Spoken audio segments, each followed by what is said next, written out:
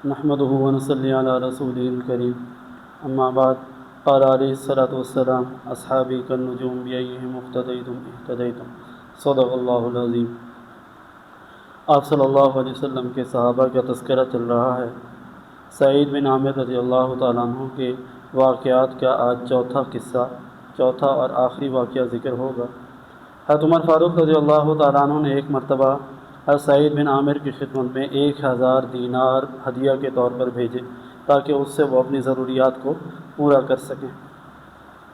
جب ان کی بیوی کو پتہ چلا کہ اس طرح ان کے پاس 1000 دینار آئے ہیں تو وہ آئیں اور انہوں نے فرمایا، ان کی بیوی نے، الحمدللہ الذی اغنانا عن خدمتک، اللہ تعالیٰ کی تعریف ہے جس نے ہمیں آپ کی خدمت سے مستغنی کر دیا۔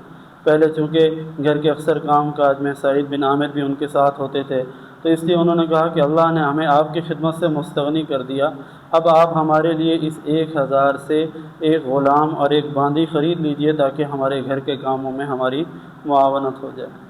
حضرت سعید بن عامر نے کہا، کیا میں آپ کو اس سے بہتر چیز کی خواہش نہیں ہے؟ کیا آپ کو اس سے بہتر چیز کی خواہش نہیں ہے کہ میں آپ کو وہ عطا کروں؟ ان کی بیوی نے کہا، اس سے بہتر بھی کیا چیز ہو سکتی ہے؟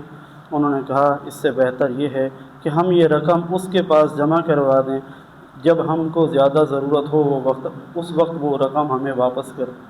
ہم اپنی یہ رقم اس کے پاس جمع کروا دیں کہ جب ہمیں اس رقم کی زیادہ ضرورت ہو وہ ہمیں یہ رقم واپس کر دے اور زیادتی کے ساتھ واپس دے دے، تو ہم اس کے زیادہ محتاج ہیں۔ ان کی بیوی نے کہا، یہ تو زیادہ بہتر ہے۔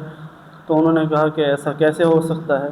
سعید بن عامر نے کہا، ہم یہ اپنی رقم اللہ کو قرض حسنہ کے طور پر دے دیتے ہیں، جب ہم قیامت کے دن اللہ کی طرف سے اس قرض کے محتاج ہوں گے، نیک اعمال کے محتاج ہوں گے، تو یہ رقم اللہ کی طرف سے نیکیوں کی صورت میں ہمیں واپس مل جائے گی۔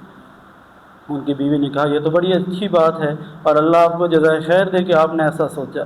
سعید بن عامر نے جب بیوی کی طرف سے یہ رضامندی مل گئی تو انہوں نے وہ ساری رقم چھوٹی چھوٹی تھیلیوں میں تقسیم کر کے اپنے ملازمین کو دی، لوگوں کو دی کہ جاؤ فقراء میں، غرباء میں، غریبوں میں، مسکینوں میں اس کو تقسیم کر دو۔ یہ صحابہ کرام کے زہد و تقویٰ کے واقعات تھے، یہ ان کی زندگی تھی جن کو ہمارے لیے حضور صلی اللہ علیہ وسلم نے مشعل راہ اور نمونہ بنایا اور ہمیں یہ حکم دیا ہے کہ ان میں سے کسی ایک کے بھی راستے پر چلو گے تو تم ہدایت پا جاؤ۔ اللہ رب العزت ہمیں صحابہ کے نقش قدم پر چلنا ہمارے لیے آسان فرمائے۔ وآخر دعوانا الحمدللہ رب العالمین۔